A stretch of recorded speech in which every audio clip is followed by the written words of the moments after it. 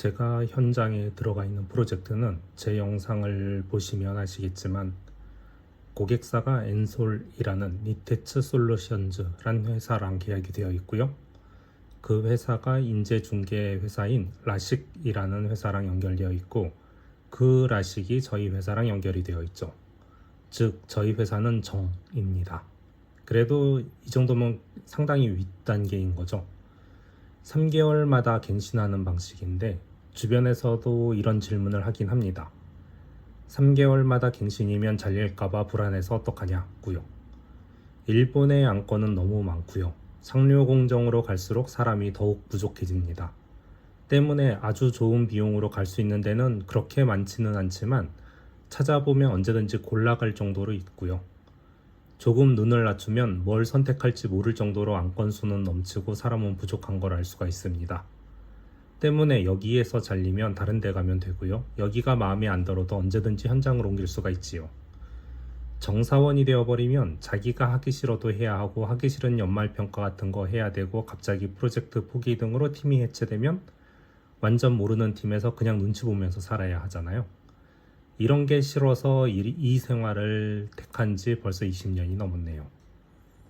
일본의 파견을 모르시는 분들을 위해 가볍게 설명을 하자면 대부분의 파견 기업이 기업만 영업하는 기업과 인재만 모집하는 기업으로 나뉘어져 있습니다.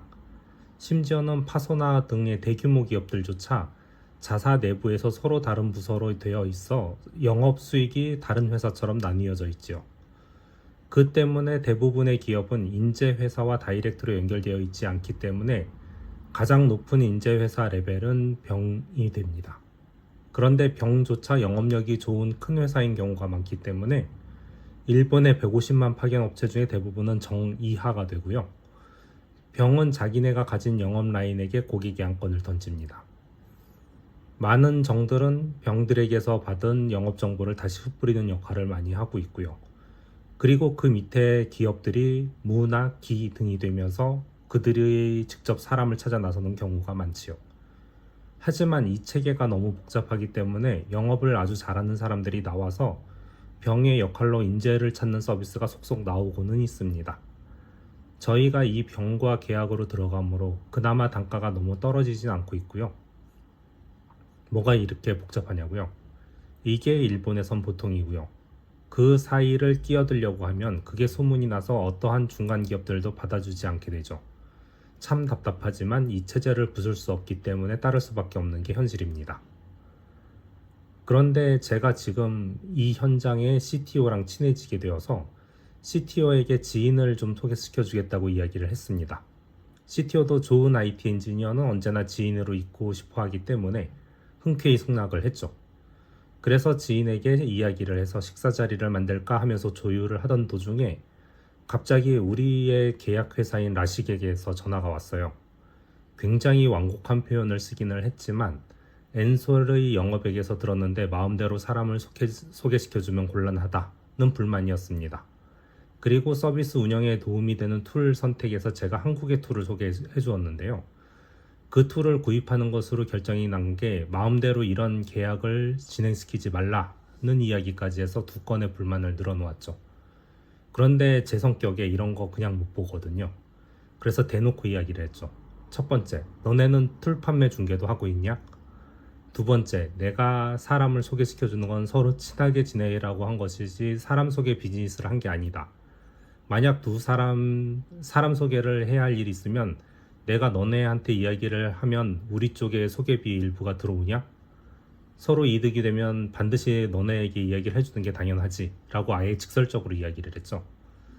그랬더니 영업사원이 이런 식으로 돌직구를 날리는 사람을 처음 봤는지 마구 더듬으면서 자기네는 툴을 중개하고 있진 않지만 너네가 고객이랑 직접 계약하는 건 곤란하다 라는 거랑 자기네도 예전에는 사람 소개를 해주면 파트너에게 수익의 일부를 준 적이 있지만 지금은 그게 없다 라고 하더라고요. 그래서 그냥 다이렉트로 이야기를 했습니다. 우리가 파는 게 아니고 이런 툴이 좋더라 하면 소개해 주는데 이것도 계약 위반이냐? 그러면 MS든 AWS든 내가 뭐 하나 소개 못 시켜주겠네. 그리고 인재의 경우도 우리가 소개시켜서 돈이 안 되면 소개를 시켜줄 리가 없지 않냐.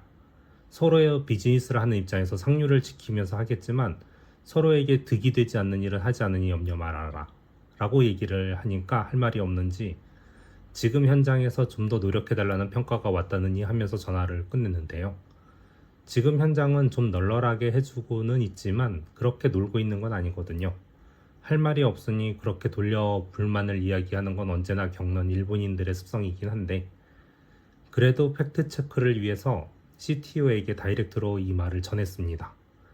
엔솔이 라식에게서 이런 얘기를 해서 멋대로 인재나 툴을 소개하지 말라고 했다라고.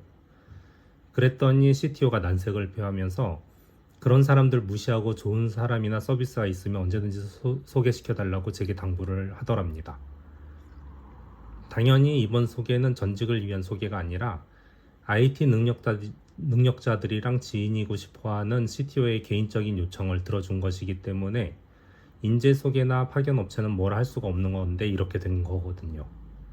일본의 파견 업종의 영업에 관련된 일을 하다 보면 이런 자기네 줄 사이에 끼어들지 말라는 협박이 간간히 들어오긴 합니다. 물론 그걸 알기 때문에 상류를 거르지 않고 있긴 하지만요.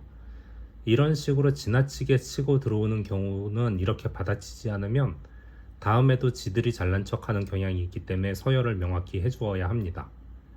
일본에서는 갑이 가장 강한 게 아니고 아래쪽에서 제공해줘서 고맙다고 생각하는 경향이 있는 기업들이 더 많죠. 하지만 인간이 일하는 곳이기 때문에 전혀 그렇지 않은 영업사원들도 꽤나 있습니다. 그런 경우 게이츠 말고 엔드 유저랑 상담해서 맞추면 되기도 하지만 전형적인 옛날 사람들이 엔드 유저에 있다면 엔드 유저가 갑자기 왜 자기네들한테 그딴 걸 상담하냐면서 싫어하는 사람들도 있긴 합니다. 참 어렵고 귀찮은 사회생활이지만 제대로 인맥을 잘 늘려가려면 필요한 것이긴 하네요. 그리고 참 귀찮은 구조라서 언제나 적응은 안 되지만 나름 조심하면서 살고는 있습니다. 일본에 파견된 담당자는 모르는 영업 쪽의 이야기였습니다. 끝.